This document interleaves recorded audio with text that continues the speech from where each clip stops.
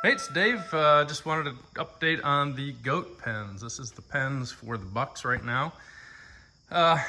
These are built way over and above probably what normal people would do, but then again, I'm typically not normal.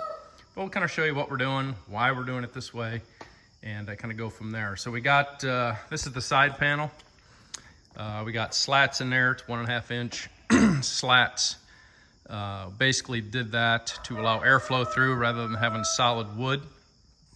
I could put wire in there to allow airflow, or a gate. I could do that.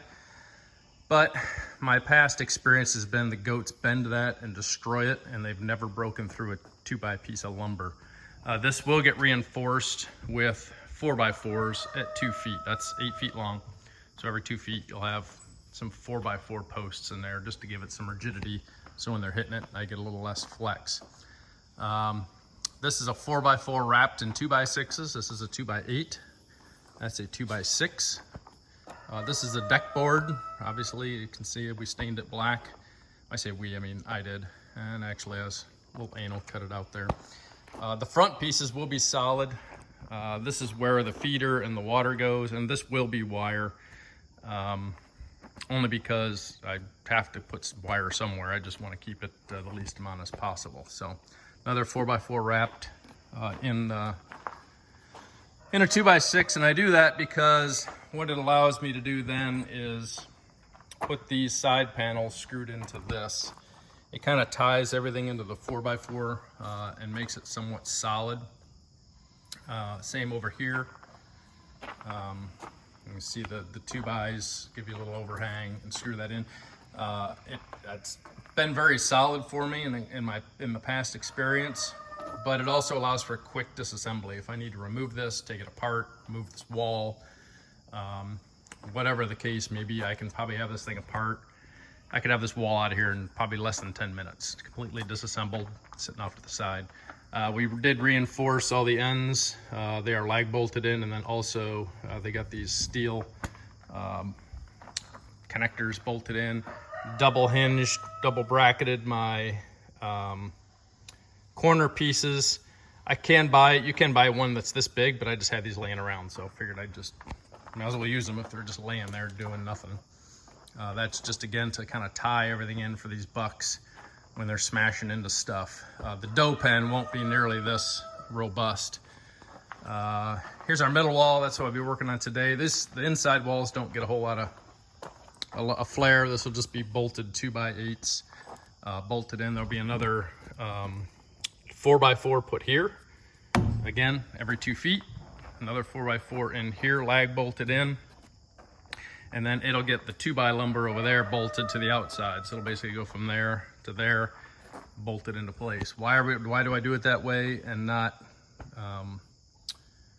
it seems, why am I putting extra 4x4s in here?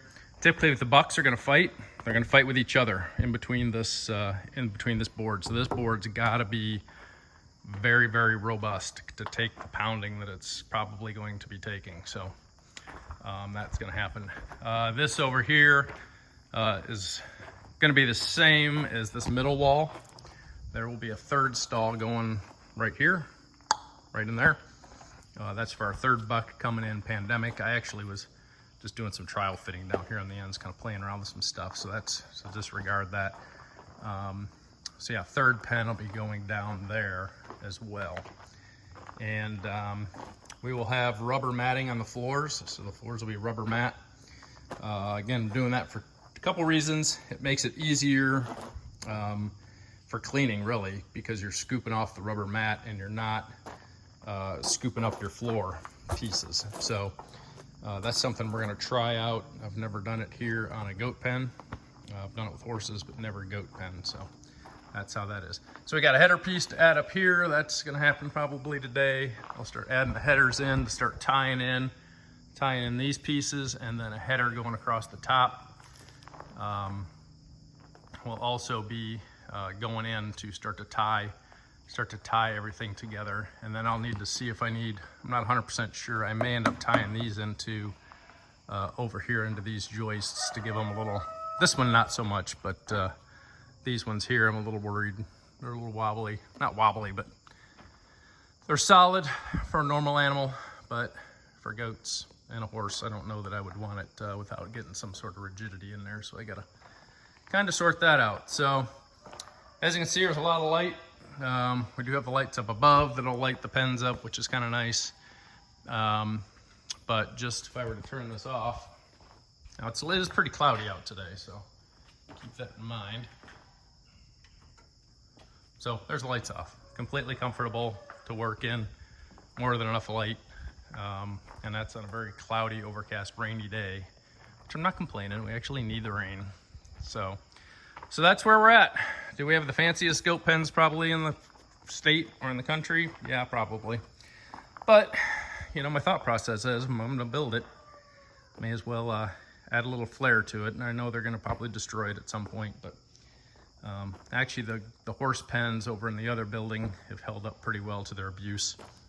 So I figure these will probably hold up fairly well. Also, I am probably going to put a piece of metal on the back side of this, a metal L bracket to kind of keep them from chewing on that treated lumber. But my bucks don't really chew on stuff a whole lot, so it's not really that big of a deal. So that's where we're at. We will keep you updated as we continue on the little journey. I hope to have these guys in here fairly soon. We still got to run water out to this building and electric. But we'll see how that all transpires. So back to Home Depot to get a couple other pieces of lumber, and we will talk to y'all later. Thanks.